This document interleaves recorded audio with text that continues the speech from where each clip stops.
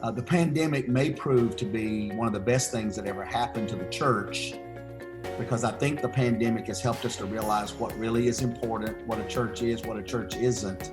We're starting to embrace the idea that the pandemic has helped us in a couple of places where we needed to kind of simplify the process and redefine who we were as a body. Welcome to the Preaching Donkey Podcast, a weekly show where we explore how to preach life-changing messages. I'm your host, Lane Sebring, and I'm so excited to bring you inspiring and helpful conversations with amazing pastors and church leaders, all designed to help you take your preaching and leadership to the next level. And now, let's dive right in. Welcome to episode 6 of the Preaching Donkey Podcast. This is going to be a great show. We have so many cool things planned. I'm going to be interviewing Bill Isaacs, who you heard a snippet of earlier. We're going to dive into a lot of cool stuff, including how to plan ahead on your sermon calendar, how to work with your staff and involve them in the process of sermon planning and development, how to lead through a pandemic, of course. Can't do an episode without hitting on that because there's just so much to talk about there. There's just such great stuff in that interview. And also, Bill Isaacs has written a ton of books. And so it's just exciting to talk to someone like him. He's done a lot of things. And I think you're really going to love hearing from him. If you're just joining the Preaching Donkey Podcast, this is a weekly show, both on YouTube. So if you're watching on YouTube, thank you. Please subscribe, hit the like button. That really helps. Leave a comment. Let me know what you think of the episode today. If you're listening on Apple Podcasts or Spotify or our iHeartRadio or Amazon or Google or wherever you're listening, definitely leave a review. It really helps for this podcast to be more broadly shared in circulation, which is awesome because it helps more pastors to find it and discover it, which is really, really great. And also, if you haven't picked up my free 21-day guide to creating killer sermons, you can do that at preachingdonkey.com/21days. It's a simple 3-step, 3-week process to walk you through creating and delivering a compelling message. And so if you haven't picked that up yet, definitely do that. And it's free at preachingdonkey.com/21days, and I'll link it below in the description. So I wanted to tell you, I don't know if you know that we offer this at Preaching Donkey, but we actually offer coaching.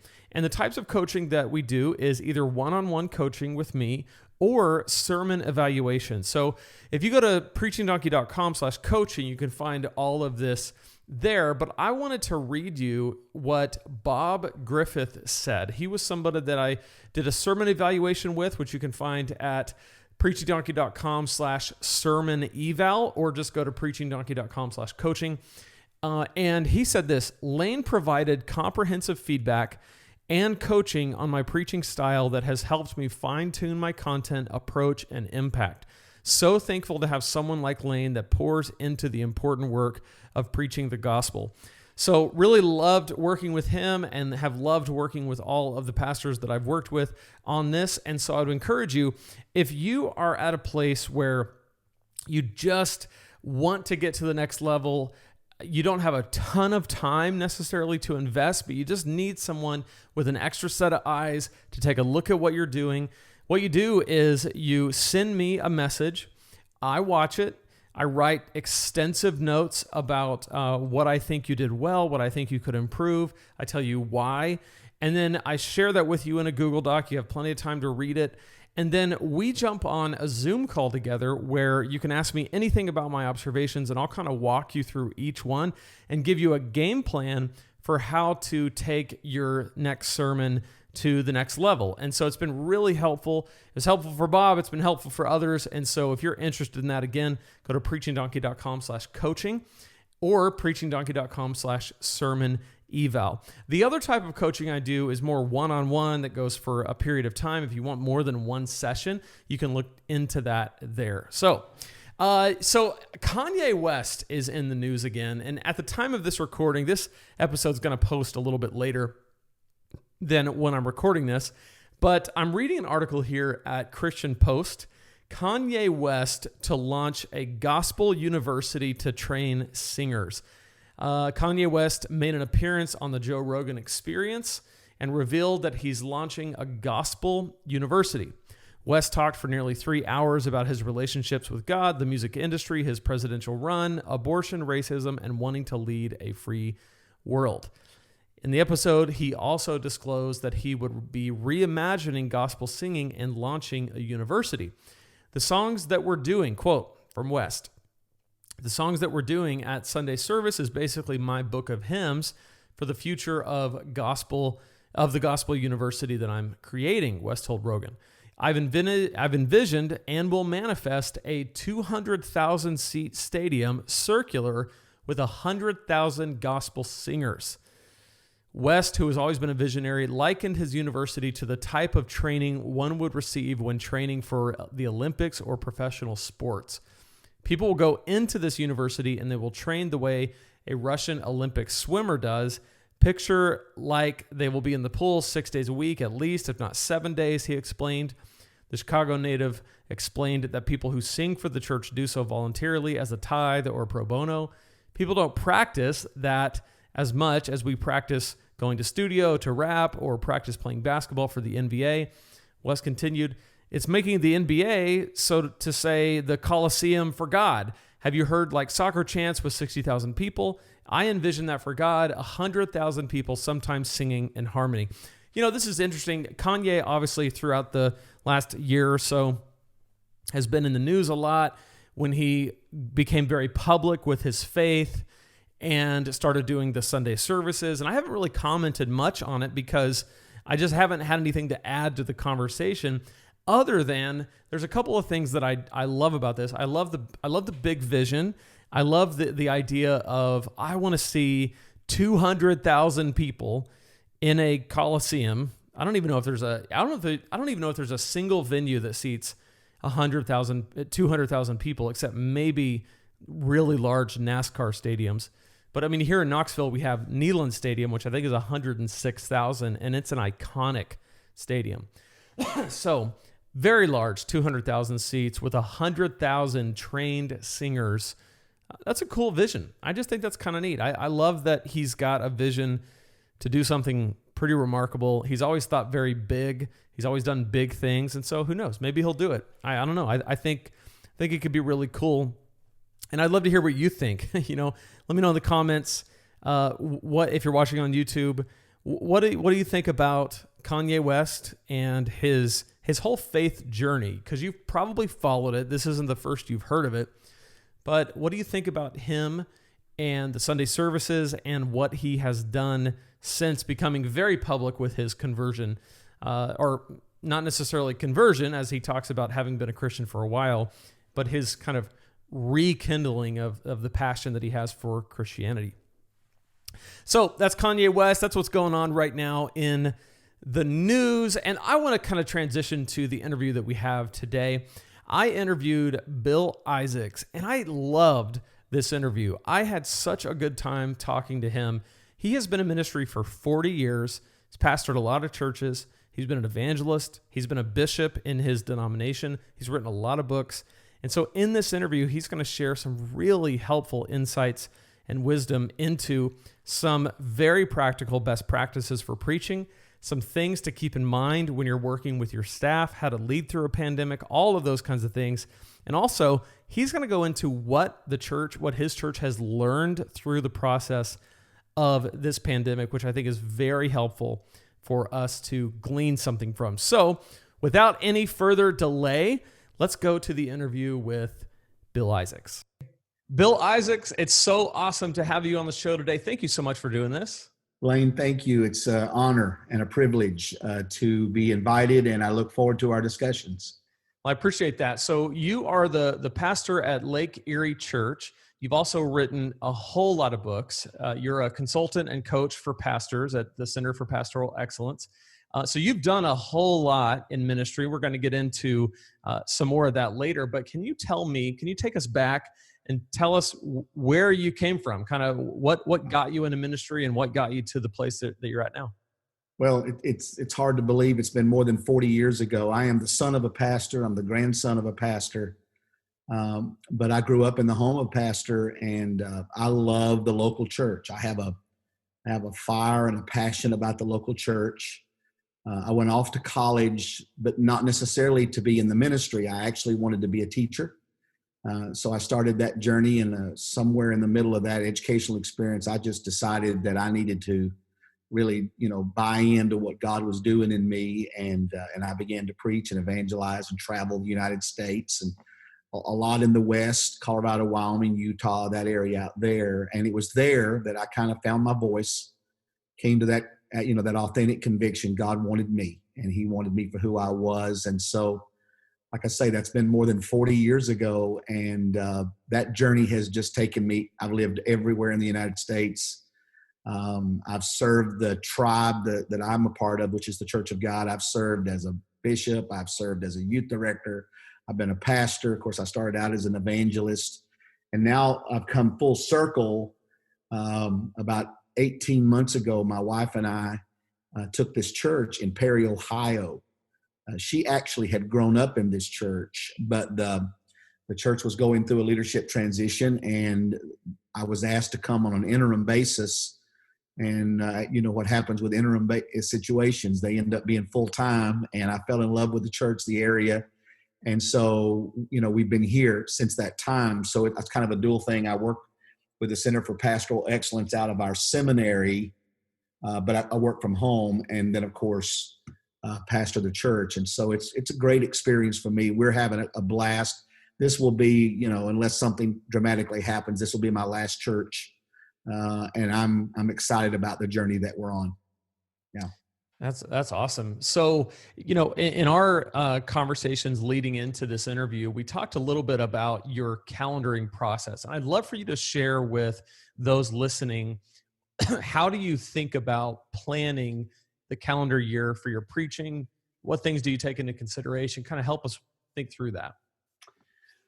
Well, Lane, the way I'm wired is I like to do life with a plan. I'm not obsessively so, that I have to have a plan for everything, but I like to know where I'm going.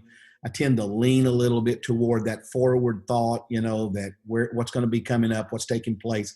I don't like to react a lot. I like to be able to say, okay, I know where we're going. This is what's going to take place. And so the preaching calendar, of course, a lot of pastors use preaching calendars. And for me, I sit down, and I've already started the 21 preaching calendar. I'm already 3 or 4 months into it, but I sit down with the calendar, and I try to tag everything that's important to that. So for example, I would want to know when the school systems in my area are going to be on spring break. I would want to know where all the holidays are. I would want to know the special things that the staff and I have been planning, the emphasis deals, when summer mission trips are going to be going on. Are we going to do a choir tour this year? Whatever's going on, because all of those are going to be contributing factors to the flow of the year for preaching. And then typically what I do also is then I start, as I pray about it, I usually take my preaching calendar when I pray, and I say, okay, what do you want me to be talking about? Where do we need to be going? And I know everybody has a different philosophy, and so I'm not ditching on anybody else's philosophy. I feel like the same God that can speak to you on Thursday night about Sunday can talk to you today about February and March. And so, I go into it with a plan. Now, but listen, that can always change. If I feel directed to do something different, we can always do something different. But I have a kind of a strategy that I work with. I want to have a balance of Old and New Testament. I want to do thematic type things that I think are important. So like in February of this year, we're going to do a love theme. That seems to be a very thematic kind of right thing to do. And then, we just kind of bounce it around with things. There are things that I feel very strongly that I want to do, or I want our staff to be doing, and they get into the calendar. And then the whole staff kind of owns that process, so that, everybody knows where we're going. So we know that in March of this next year, we're going to do the whole month on seeing Jesus in the book of Mark. So we're already now researching as a team, what does Mark say about who Jesus was? How did that impact the way he wrote that? What does that say to us? What kind of Jesus do we see, in the book of Mark? And so I use it very religiously to help me stay on track, so that I know where I'm going. I'm not having to worry, what am I going to preach next week? I mean, I know where I'm going with that. That also allows me to work ahead so that I don't feel the crunch of saying, well, I've got to get the sermon. I got to have something to preach. I'm very, very much a forward thinker like that. Well, I love that. There's so much there. One thing that comes to mind, I want to talk a little bit later about working ahead, because I love that concept. In particular, I want to kind of get into how much you plan in terms of each individual sermon. But I want to go back to working with the staff. And you talked about how the staff with you is researching Mark and where you find Jesus in Mark, and what he did. Can you talk about, are those meetings that you have together? Do they do research on their own and report back to you? What does that look like? It's really a combination, and it would be difficult to like chart it, because sometimes it's a conversation that you have in the hallway on the way to the break room, or it could be pre-service on Sunday morning when you're talking with a staff member and saying, hey, if you've got some time this week, take a look at this passage and give me some feedback, and that kind of thing. And then there are times when we sit around, as we did this week. We sat around and said, okay, I want you to take this passage. I'm going to take this one. You take that one. And then let's talk about it. And so, they've had a couple of weeks to think about it. So when they came in Sunday, these are my impressions. These are the things I think that are going on there. And then there's that give and take. So I feel like it gives the staff, they each have their own ministry responsibilities, but it gives them an ownership to it, so that it's not just Pastor Bill communicating, it's all of us communicating that thought.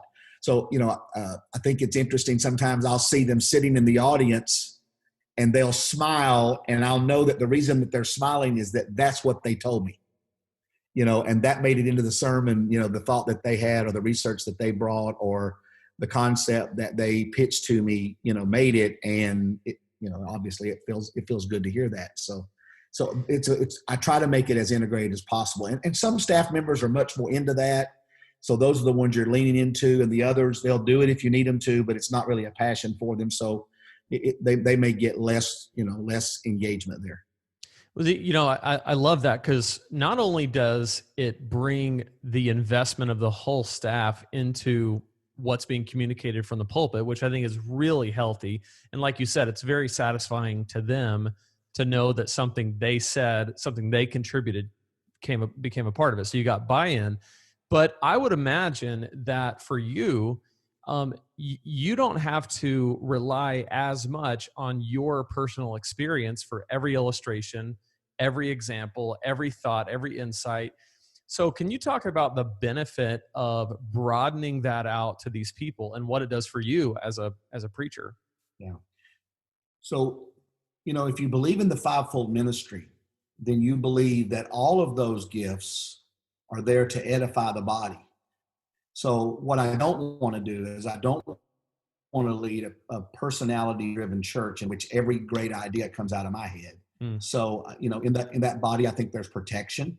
So if you have more people at the table, then you're getting a broader look at a passage of scripture or a dialogue. And sometimes those discussions can be very strong about the way people feel about particular, topics or doctrine or whatever. And I just think, those dialogues make us better. And so, I want our congregation to know that the whole staff is leading the church. I'm very much a team guy in the administration of our church.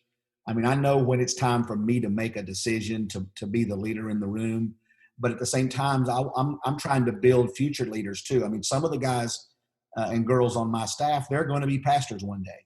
So let's start acting like a pastor in some of these kind of things. Let's get pastoral experience for you, so that you'll be ready. One of the young men that met with me Sunday, as we were going out of the room, everybody moved out. He was the last one. I said, Jason, one of these days you're going to be a great pastor. And what just happened here, you're not going to forget that. You're going to remember this, because you're going to understand that. So I think that's my role, is to edify the body, and not only edify the body, but edify the staff and build confidence. And so the same thing happens. So I don't preach every Sunday. So when these other guys are preaching, they get the same benefit, because we engage with them as well, so that they have that same benefit of speaking, largely from the concepts that have been shared by others. That's awesome, and I love what you said about the protection. Use the word protection about a plurality of leadership, because I think sometimes what I have found, because I talk about preaching teams a lot and always have, and really love the experience that I've had in the preaching team that I'm on, and I think sometimes people will feel like it somehow cheapens the process if they bring in the non-pastors into it, just somebody on staff who is the receptionist sitting in on your thing. But I feel very strongly that you get what you're talking about. You get insight, and you don't have to use everything you hear. I'm sure sometimes people have insights and you're going, I'm not going to say that. That's not, and it's an opportunity for you to correct or to encourage or whatever. So I love that. Just a couple of other thoughts that hit my head. I coach a pastor in Germany who is a U.S. citizen, but he is living in Kniebisch outside of Stuttgart. And he works for a church in Kansas City, Missouri, as a researcher for their senior pastor. So he's in seminary at the seminary there in Kniebisch, and he works as a researcher for a pastor there. And I was fascinated by that because they pay him a salary every month, and he researches, concepts, ideas, thoughts. So the pastor will say to him, with a preaching calendar, this is where I'm going to be in February, and I want you to help me with these. And so that guy and he's worked closely enough with that pastor. He knows what he's looking for. So he digs that stuff out, and then he gives it to the pastor who takes it and develops it. And I was interested to find out that there are other pastors in the country that do that. I just never had thought about, paying somebody to do that, but it makes a lot of sense to get people who have expertise and the ability to help with that. The other thing I was going to tell you is I just started working with a pastor. I know him, and he preaches his sermon to the staff on Thursday morning. And then he gets the feedback, and then he refines it before Sunday. And so the staff has an opportunity to say, this is what I'm hearing. Is this what you meant when you said that? And he feels like it helps him to correct any spaces that need attention. So again, that's just another way of doing what we're talking about. Yeah, absolutely. I'm a part of a church that does that. We do it on Wednesday. And it's amazing. For one thing, when the lead pastor leads that way, where they are preaching and then opening themselves up to feedback from the staff, it sets the tone of evaluation. Like, we're a culture of evaluation. Absolutely. Because the top dog is doing it. Yeah. And I agree. I think that's really, really an amazing thing. I want to talk about working ahead. So you've got a calendar, the whole staff is in on it. How far ahead are you writing sermons? Or are you outlining them ahead of time, drawing out the concepts? How deep do you go? How far ahead? Yeah. So again, it has a rhythm to it. I can tell you that because there's been a little bit of space in my calendar the last few weeks, I'm farther ahead than I've ever been before, in the sense that, I'm mapping out, January's series is called Tomorrow. So it's the children of Israel coming out of Egypt. So week 1 is Get Me Out of Egypt. Week 2 is Get Egypt Out of Me. And then week 3 is Frustration, Waiting on the Promise. And then the last one is Embrace. So I'm already in there. I'm already in those passages, working through them. January is really coming together. February is already done. So I typically try to stay about 2 to 3 months out with those kind of processes. But again, a lot depends on the rhythm. You get into like as a pastor, you get into a season where you have a bunch of funerals or weddings or things like that. You get bogged down and you don't get that far ahead. So I really do it in a way to kind of preemptively say, this will help me not get caught up, in the holidays or other things. I may not have as much time. So I'll know January is before I go to the holidays, I know January's done, February's done. Now we're doing March, that kind of thing. I haven't gone beyond March at this point. I'm thinking about it, but I haven't, we haven't talked about what April, May, or June will look like. So maybe 2 to 3 months is typical for me. And again, that depends on the rhythm. Yeah, that's fantastic. I think we were talking earlier before we started recording that not every pastor is able to do that. Some people can only just kind of put a a concept on the calendar for 2 months from now because they're focused on this week's sermon, and it's confusing. But I think the more you can, and I think you would agree, the more you can work ahead, the better. Yeah, I don't like the pressure of knowing that there's just a day or two and I don't yet know what I'm going to say. I mean, I guess that's probably my personality, but I like to know, because I know, for example, we're finishing up Philippians. I know every message that's going to finish out that series. So I'm not only thinking about this week, but I'm thinking about how this week sets up next week and how, next week is going to lead to the end. So I think that helps give a fullness, because I don't have to, for example, we do split services or multiple services. So I don't have an hour to unpack this message. I've only got 26 minutes or 22 minutes, depending on the programming. So I may want to say, well, you know what, next week I'm actually going to have that. So I won't talk about that this week because I've got next week. I know where that's at, and I can just, or I can shift stuff and say, I'll wait till next week to get into that. So I think that just helps me to have a fuller, and helps my people to have the fuller experience of getting all the content. Because sometimes, you fall in love with the content and you either preach too long or you get too deep and people can't follow. So I think, spreading it out and doing it that way helps our people to get, a richer experience. Yeah, I think you're absolutely right. And especially when you know what's coming, you can preach in such a way that leads to that next week so much better. I'm not, again, everybody's different. My father wasn't this way, and my father does. He's still alive, but he doesn't understand how I do this. He'll push back on it and say, well, I usually just pray and whatever God gave me, and I understand that, and I've done that before. And there have been moments of divine inspiration that came to me, and you feel like you've got a right now word that you've got to give, and I get that. But this other, I'm praying about all these concepts. I'm not just throwing stuff like, darts on the wall. I'm actually saying, God, do you want me to do this? And I'm feeling, okay, this is the time for us to talk about this. And so that's been, I felt led last couple months ago, August, I guess it was, with some of the things that were going on in our country. I felt very led to talk about Jonah and his issues of prejudice and problems that he had with the Ninevites. It was a right now time. And so we pushed back some other stuff so that we could do Jonah in August, because we felt like that was what God was saying to us. So you can have both, I think. Yeah, I love that. So in no way are you saying to be inflexible. I mean, you've got to be fluid enough to shift if God would lead that way. It's such a refreshing perspective that you have, because what I find sometimes is that people are on either end of the spectrum. Either it has to be what they consider to be a completely Holy Spirit led process where I pray and I get up there and start talking, or it's this really rigid, planned out that kind of feels a little stale. Yeah. And so I think what I hear you saying is that you've got to blend those two things together, where it is Holy Spirit driven and there's also a plan that is led by God. Yeah, that's the way I like to do it. It's how I feel. It's how I feel it should be. And so, yeah, I absolutely agree with that. Absolutely. Well, what I would love to do is I would love to talk about books. One of the things I'd love to do is encourage people to read and read widely. So what is a recent book that you've read that's made an impact on you and your leadership?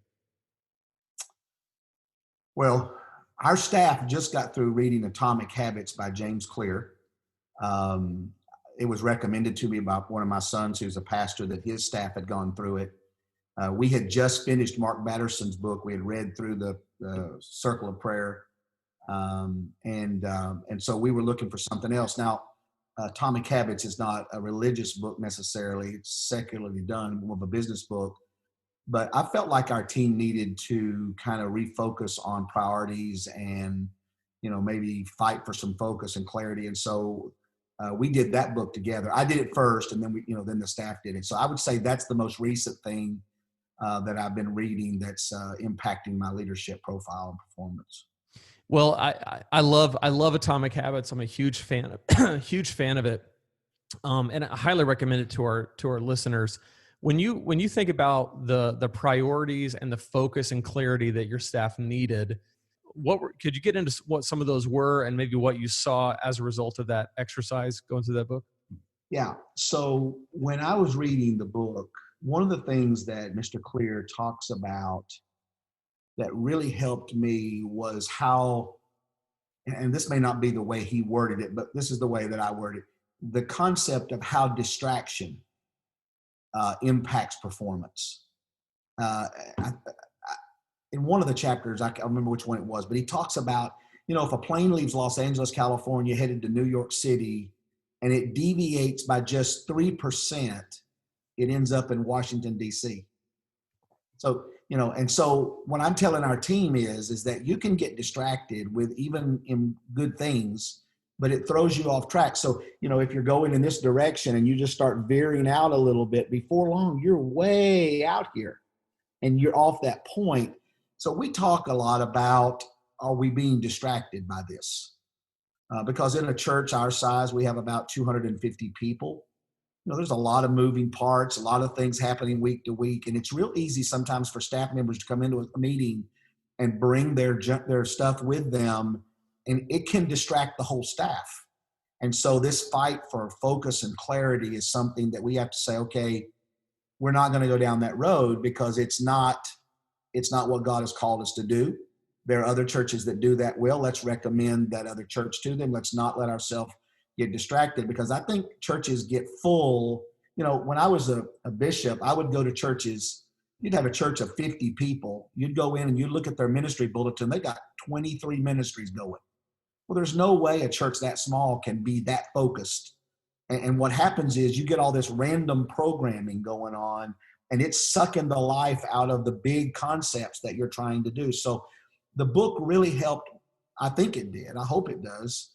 Help my staff to stay focused on what are the 3 or 4 things that we really think God wants us to do in this community, in this church. And we've identified those. We want to love God, love people, and we want to be engaged in the community in the things that demonstrate Christ. So, there are people come along and they'll say, hey, Pastor, don't you think we need to do this? Well, that's a great idea, but what it's going to do is it's going to take us off of mission. It's going to get us over here doing a good thing, if you want to do that on your own, but as far as a church involvement with that. So the book helped us with that, Wayne. Oh, that's fantastic. I think the thing I love about that application is I think most churches tend towards complexity, right? That's the natural result. If you give a church enough time, it's going to add programs. And once you add something, it's very difficult to take it away. Right. So if you have the discipline, like you're saying, to look at someone who, the example we like to talk about is like foster care, for example. It's a great thing. You could argue that every church should be very involved in that. But one church may choose to be very involved with foster care, and another church may choose to do something else that's equally as noble, but you can't do everything well. So you actually diminish your efforts over here if you're trying to do everything. And I think you're exactly right. And if you're able to get, if there's somebody listening who is struggling with the fact that they've got way too many things going on at their church, and they want to cast that vision for reducing some of that, what would you tell them? I mean, how do you communicate that to people who believe in what they're doing and think their thing is the thing that has to stay because everybody loves their thing? Yeah. So what we've started doing, so the proof will be in 2021 if this is going to work for us. But we've decided that we're going to tag our small group ministry into that. So if you've got this passion for foster care, then we're probably going to offer a small group for foster care. And then those people that want to be involved in that can do that, but it doesn't, engage the whole church in that process. Now, listen, there are times when small group stuff will spill out and it does grab the whole church, and that's okay too. But we're going to do that this year, and we're going to see how that works for us. Because, there are a number of different things, like we offer grief share for grief counseling. We're doing addiction recovery, but we're doing those through a small group concept that allows that to go in that direction. And we think that's working for us. So we're going to expand that in 2021. and kind of do it that way. And then that way you don't have to necessarily just say, well, we're not doing that. But you're allowed to say, okay, well, let's test it over here in a small group. If the person can lead it or someone else can lead it, then you can be involved with that, and let's see where it takes us. And we'll see. Again, I don't know that that'll work, and I don't know of other churches that are doing it specifically that way, but we're going to try it that way this year. Well, I've seen that. I've seen that work. I think it's a great idea because I think a lot of times people will have an idea, and the way to know if they're really passionate about it is when you say, "Hey, we'll cheer you on and you lead it." Yep. That's where that's usually where it dies. So if somebody actually carries it through in a small group setting, then you know you've got a leader and someone who's owning it. That's true. Absolutely. I agree with that. Well, the last thing I want to ask you, and this is kind of a curveball. I didn't give you any warning about this, but I was watching some of your messages today, and I saw the way you were leading through the situation we're in with the illness that's going on and pandemic, and you were encouraging your people to wear masks, and you even said, "Hey, listen, do this out of love." And I thought it was really great the way you approached that. So I would love to hear what it's been like leading through this. We've touched on this in all of these episodes just because this is such a unique situation that we've all been in. What have you learned through this? What were some of the challenges? What things come to mind? Well, the pandemic, history may show us, because it's kind of like the will of God. The will of God is often very forensic. It's hard to know the will of God when you're looking right at it, but you can look behind you and go, wow, it was the will of God for me to buy that house, or it was the will of God for me to meet that person. The pandemic may prove to be one of the best things that ever happened to the church, because I think the pandemic has helped us to realize what really is important, what a church is, what a church isn't. And I think that we're starting to embrace the idea that the pandemic has helped us in a couple of places where we needed to kind of simplify the process and redefine who we were as a body. And when you're not able necessarily to all meet together, because we've had to go to split services because of capacity restrictions, that's helped us. I think that's helped us. The bigger problems that we've faced are the same problems that a lot of pastors have been facing, and that is managing the people. The management of people is that's exactly what Paul's talking about in 2 Corinthians 11 when he talks about all the things he's been through personally. And, he's often been hungry, and he's been beaten, and he's been left for dead, and he's had danger in all these places. And then he finishes in verse 28 by saying, and above this, the care of the churches. He's talking about the management of people. Yep. That's what's driving him crazy. And I think that's been for our staff the hardest part, is managing people, because everybody has an opinion, and everybody has a strong opinion about this, that, or the other. We took the approach. Now, in this particular part of Ohio, we've been blessed. We've not had the outbreaks that they've had in Cleveland proper, or Columbus, or some of the other large cities in Ohio. But we took the approach that we were going to be very proactive. We started requiring masks almost from the very beginning when we reopened in June. And we ask our people to wear their mask in to the building. And then we give them the discretion, if they're sitting in these, family pods or whatever, if they want to take the mask off while they're worshiping, they can do that. But when they leave the building, we want the mask back on as they go out, and that kind of thing. We've got some people in our church, like all churches, that are immune compromised, and we do this in an act of brotherly love. I hate wearing a mask. I despise wearing it, but I do it because I know that I'm, helping to create a safe environment for other people. And then we have just started checking temperatures. We've had an outbreak, like a lot of places in the country right now. There's been an infection rate that has spiked up in our area. So last Sunday we started, and we went ahead and notified our people. We contacted them through all the various means that we use. And we just told our people, we're taking this precaution because we want to keep this place safe. We want to keep meeting with you. And some of the churches around us, they've had outbreaks that's caused them to have to close their church down. We didn't want that, so we've tried to be very proactive. The management of the, I've got some people that are not coming because of the mask.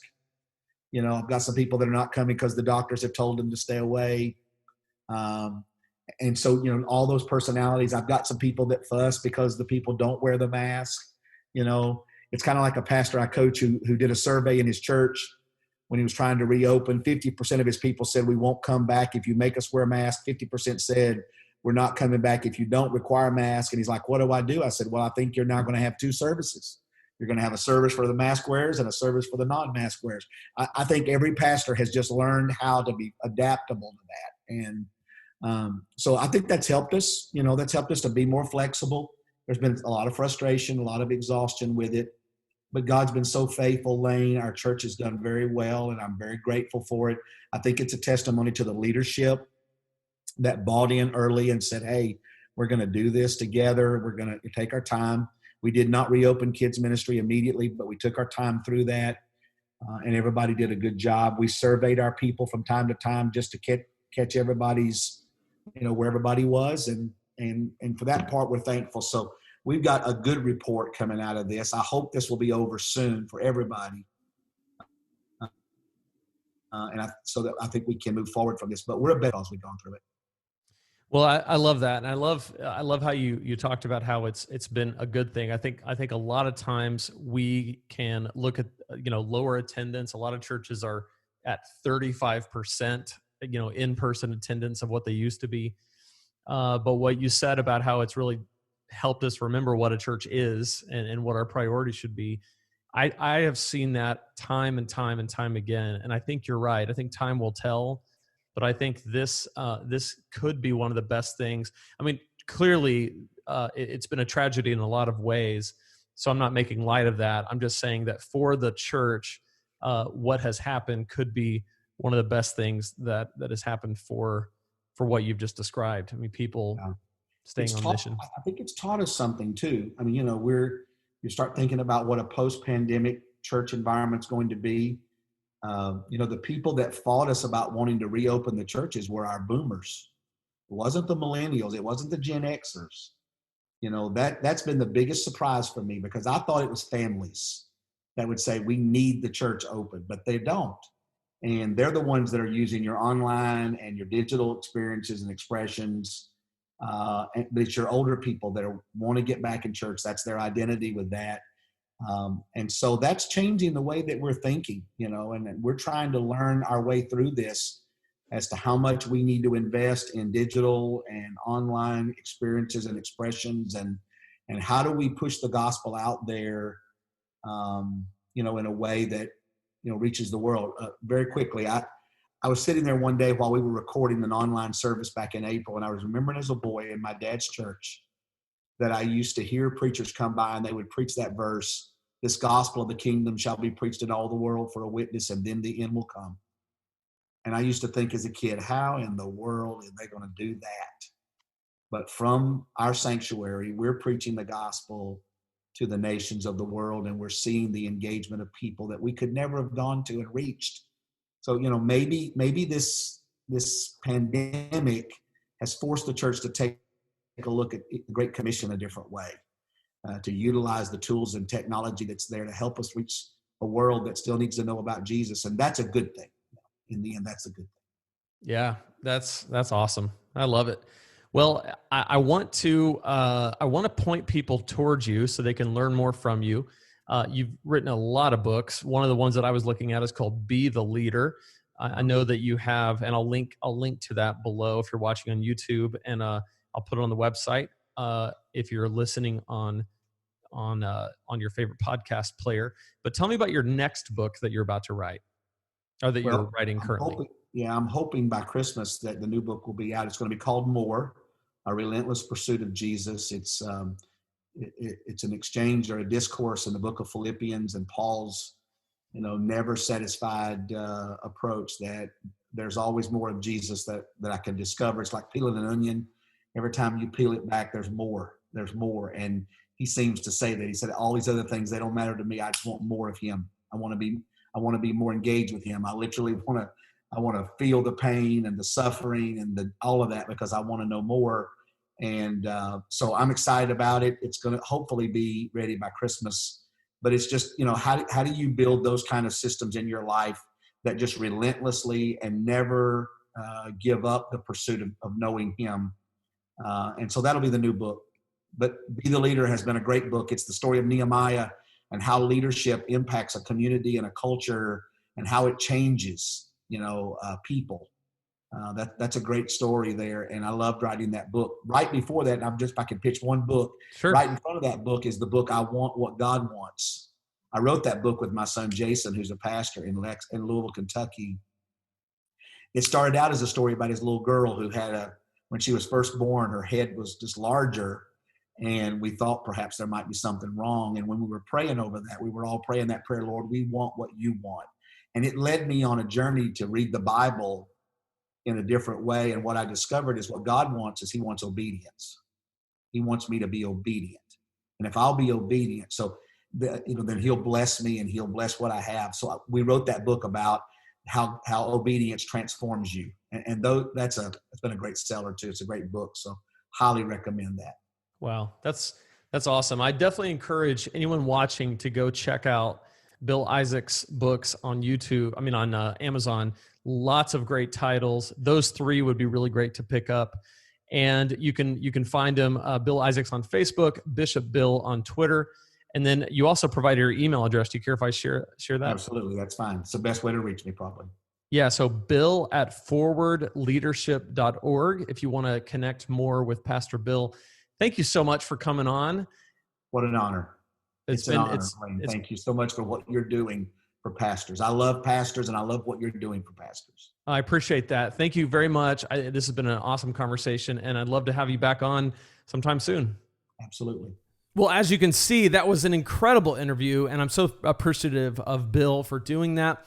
Definitely look him up on Facebook, write him an email, look up his books, Be the Leader, and the one that's coming later this month. Definitely check out him. He'll be glad to go further with you. He's got a heart to help pastors and to coach younger leaders and pastors and ministers all around the world. And so the couple things that I love about that interview and a couple of things that I love about what he brought out is that his idea of the importance of bringing your staff, bringing a team into the process of preparing the message. I think that's so insightful. There's so many that don't do that. And so they don't get that depth and that richness. And as he said, that protection, theological protection, and even cultural protection, just knowing that what you're saying is relevant because you've kind of tested it with people in your church. I think that's really, really important.